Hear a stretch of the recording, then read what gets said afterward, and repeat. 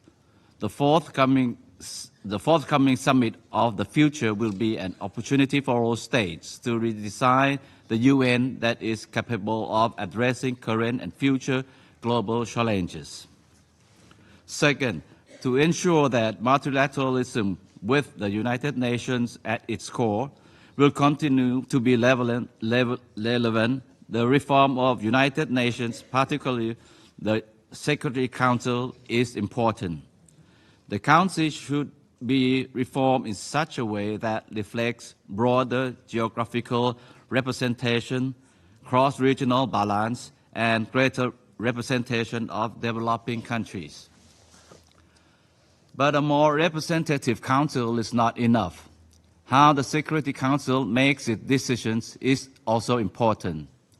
Thailand shares the view of the majority of the United Nations member states that a veto right is not a privilege, but an international responsibility. At a very minimum, all members of the Security Council should agree to refrain from blocking any draft resolution intended to prevent or stop mass atrocities.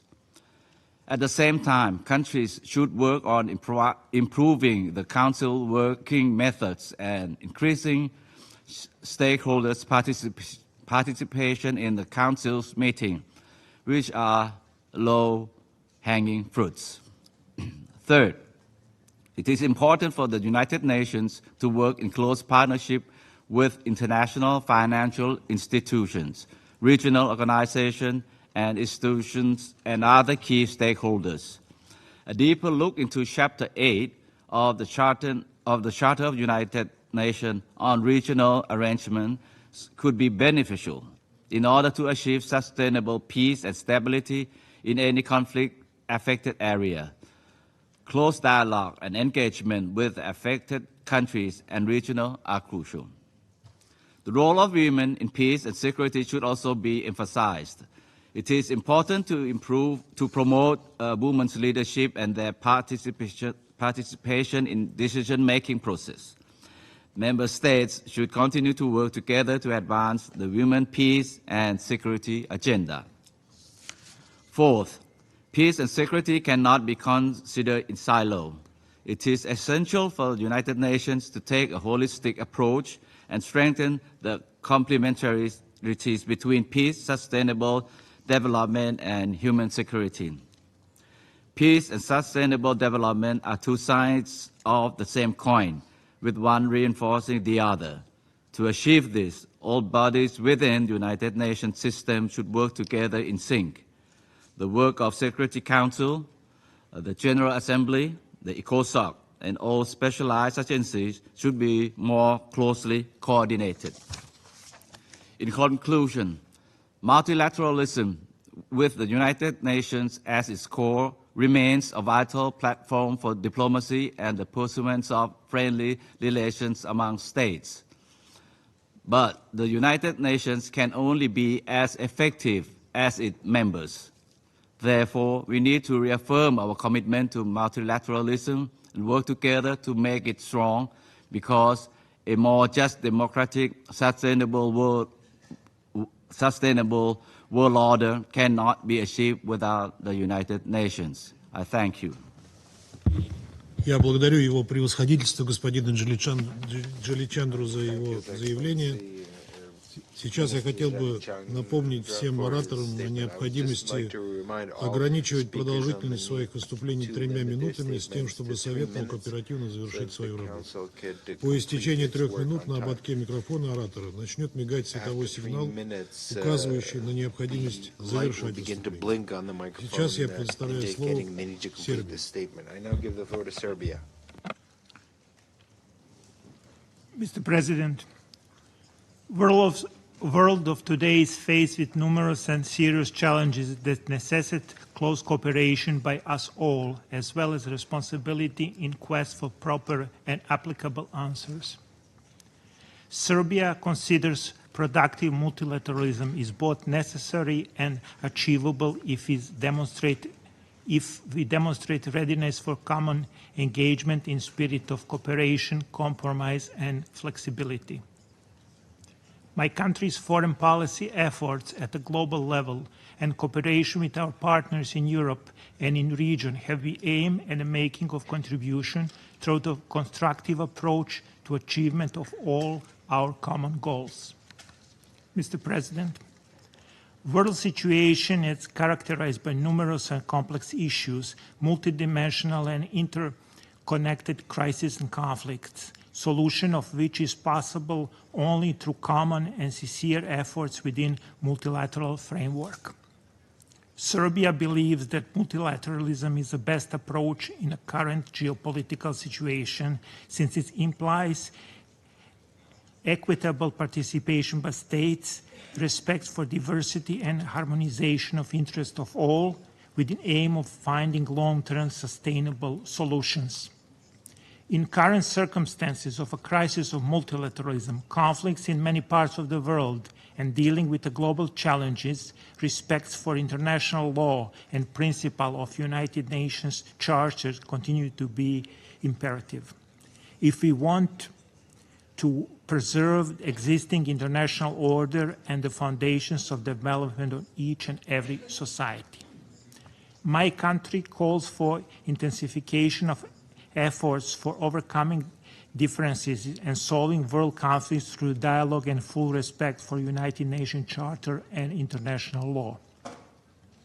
We emphasize deeply and share our painful lives lost in conflicts around the world, including tragic events in the Middle East and in Ukraine. We are convinced that only constructive dialogue and diplomatic solutions can lead to peace. All conflicts are resolved at negotiation table and there is no valuable alternative for it. United Nations is based on a common principle and norms that supposedly guidelines for international community. If we step away from guidelines, we are bound to end in a vicious circle of selective justice. Serbia respects territorial integrity of all United Nations member states. Accordingly, we expect that other member states respect territorial integrity of Republic of Serbia under United Nations Security Council Resolution 1244 of 1999. Activities of Serbia aimed at preserving its territorial integrity and sovereignty reflects its effort to uphold principles of international law, United Nations Charter, and in the case of my country, legally binding United Nations Security Council Resolution 1244, which guarantees its sovereignty and territorial integrity.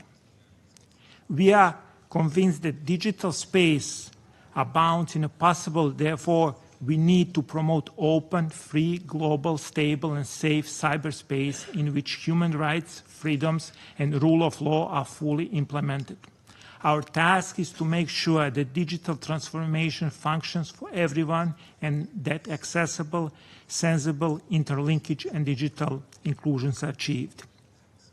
We believe that implementation of Sustainable Development Goals within 2030 Agenda represents a substantial component of global efforts in the domain of eradication of poverty and hunger, greater employment, especially among young people, economic growth, greater inclusivity and improvement of quality of education system and health protection, climate change and preservation of planet for a future generation, as well as achievement of full gender equality and respect of human rights. We trust and believe that economic and social development as a key development goals of contemporary society cannot be achieved if we fail to resolutely confront other challenges of today, complexity of which overcomes capacity of individual countries or regions. Serbia conducts independent foreign policy based primarily on preserving national and state interests, yet respecting all along basic principles of international law. This is why a consistent implementation of all these principles that we agreed upon a long time ago is a key guarantor of global peace and security.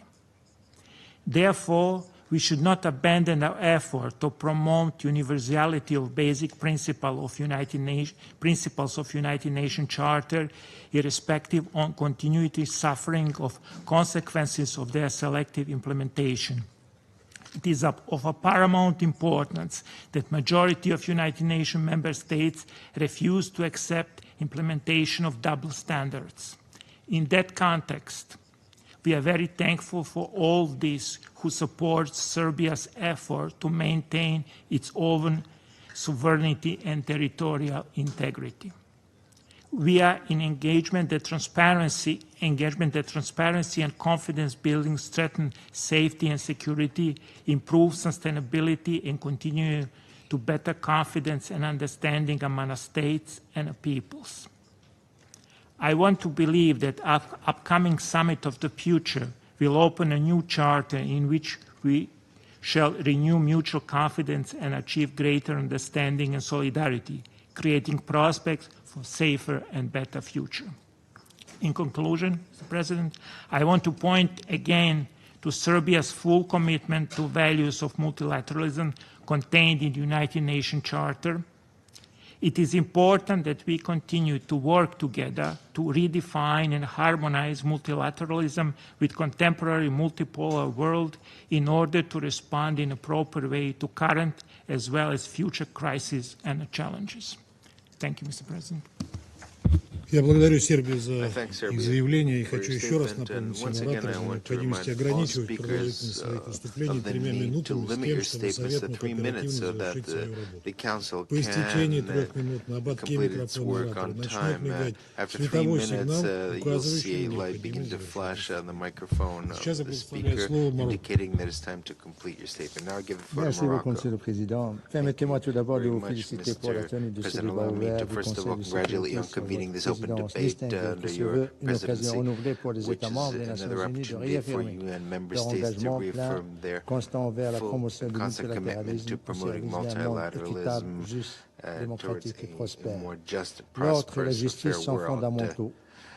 Deux faces d'une même médaille. En effet, un ordre international juste n'est possible sans la justice. Mais il est aussi vrai que sans respect de la Charte des Nations Unies, la paix ne sera jamais pérenne ou juste.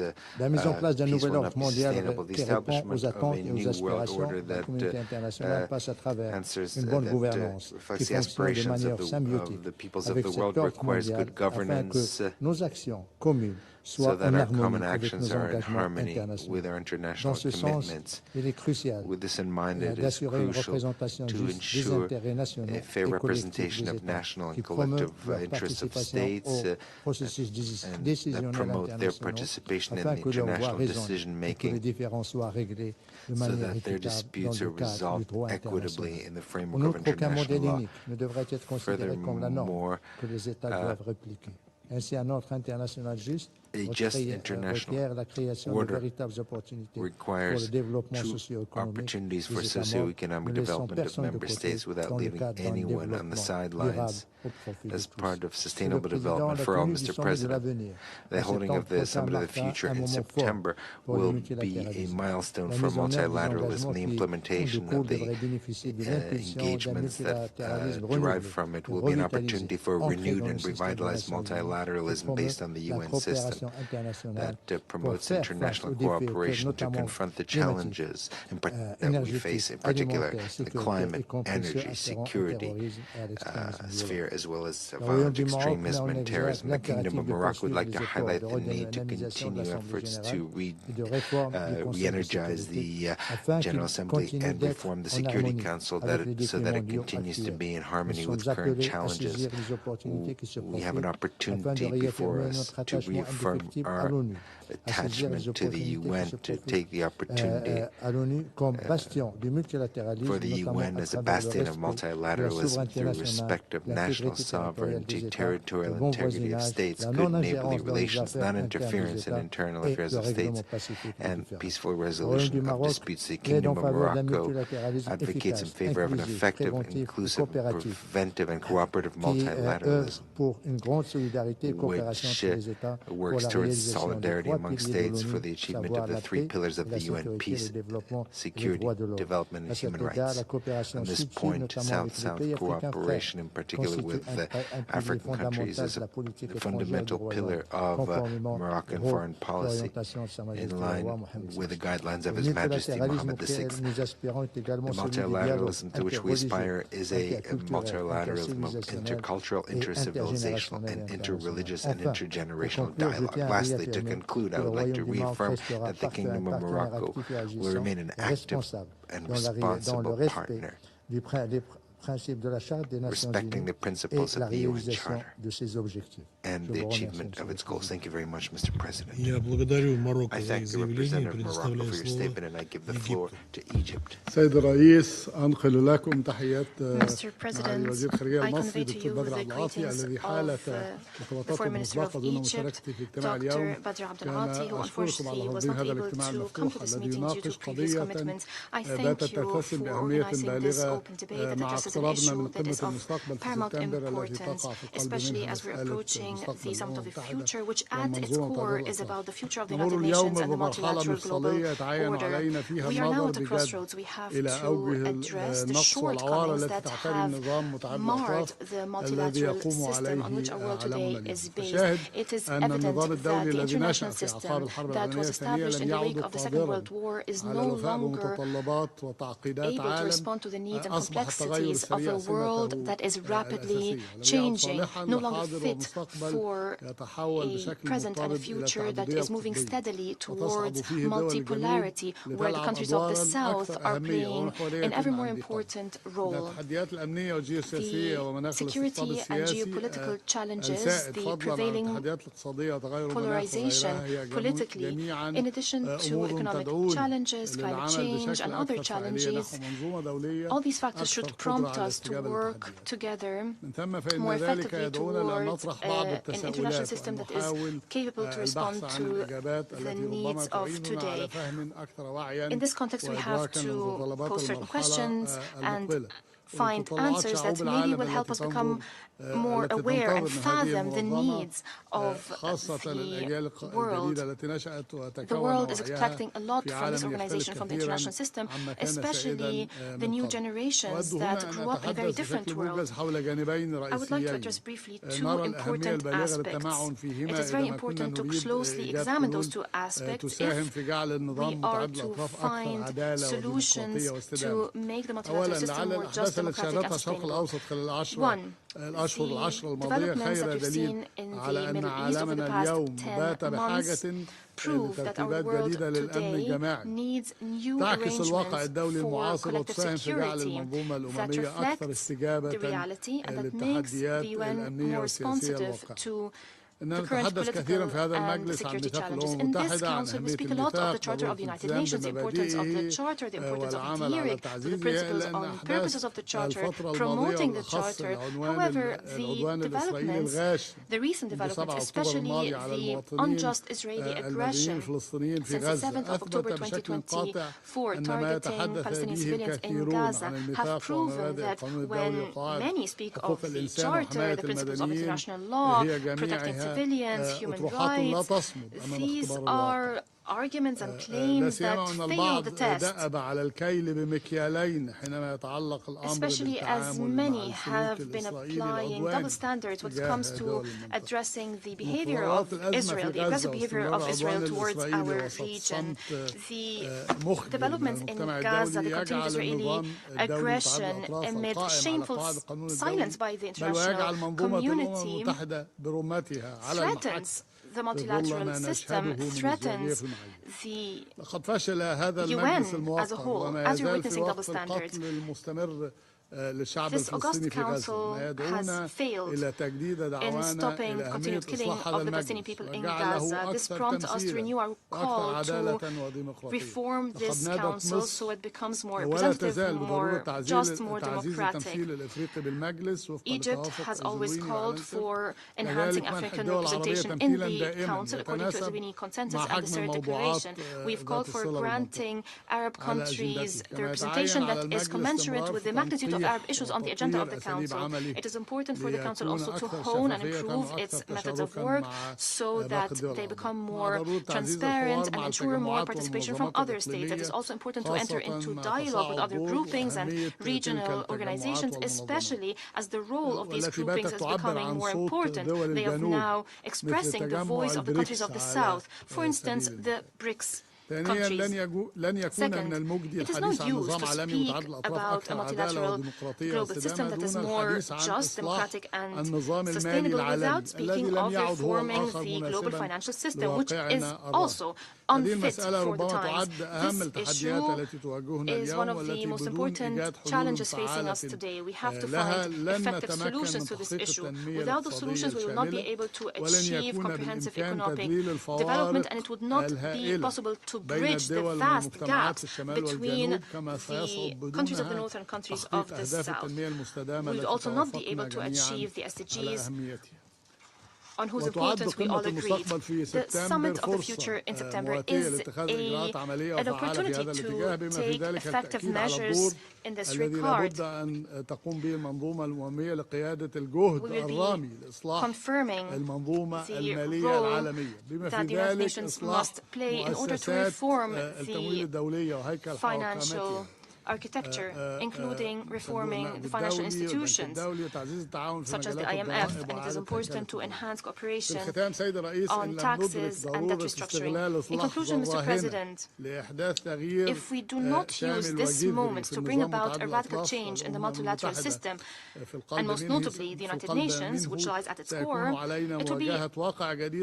we will have to face a new reality where this organization would lose its relevance, its credibility, where our countries would lose one of the most important tools to maintain international peace and security. It would be very hard to imagine any promising future for multilateral action. Once again, I thank Russia for holding this important meeting. We look forward to our discussions that would elicit important ideas. I thank you, Mr. President. Я благодарю Египет за их заявление и предоставляю слово Индонезии. Thank you, Mr. President. We thank the Russian Federation for convening this timely open debate on a very important issue. Our multilateral system is being debilitated from the inside. The basic principle of the system is being put aside. International agreements, rules, laws are regularly being broken. Dialogue is being replaced by a take it or leave it approach. Solidarity being replaced by the mighty takes all approach. Consensus has become rarer than the Tanzanite, disheartening and dangerous. We are failing the people we serve on upholding peace and security, saving lives in conflict situations, protecting human rights, ensuring development, protection of the environment of our children and our children's children. If we remain indifferent, we will be accomplices to the fall of multilateralism.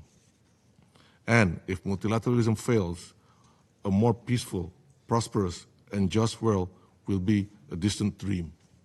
In this context, I would like to convey 2 points. First, it is time to recommit to the principles of multilateralism.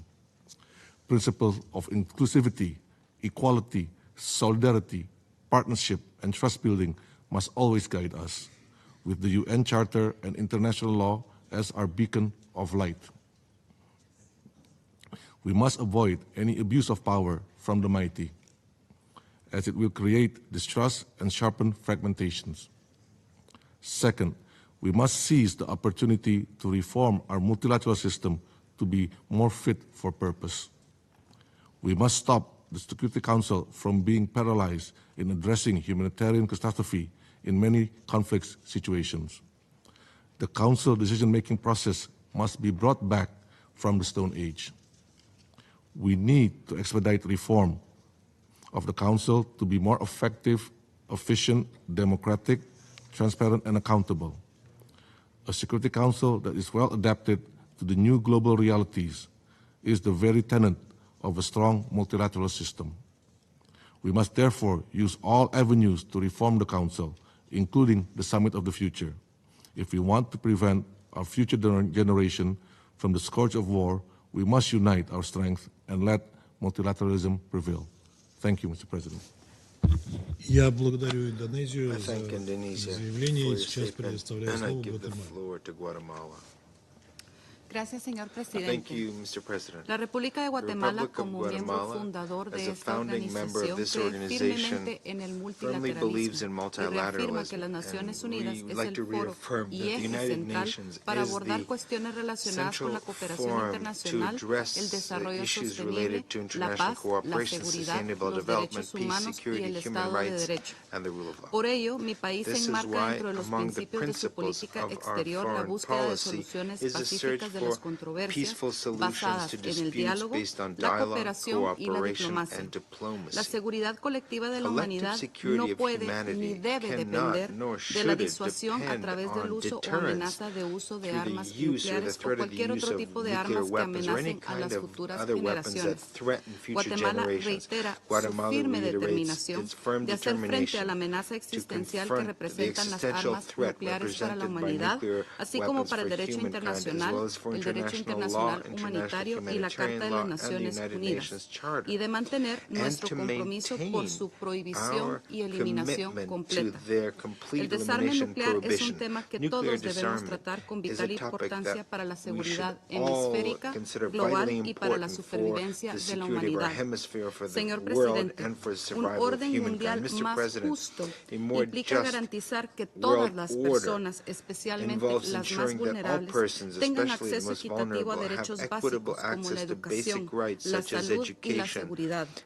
Esto requiere la eliminación de todas aquellas barreras estructurales que promuevan la desigualdad. La cooperación multilateral puede y debe ayudar a establecer normas internacionales que promueven la equidad y la justicia social en todas las naciones. Es indispensable trabajar en el fortalecimiento del multilateralismo, con el fin que las Naciones Unidas sea capaz de responder a los nuevos retos y desafíos que amenazan la paz y seguridad internacional bajo un marco de acción basado en el respeto a la soberanía e integridad territorial de los Estados.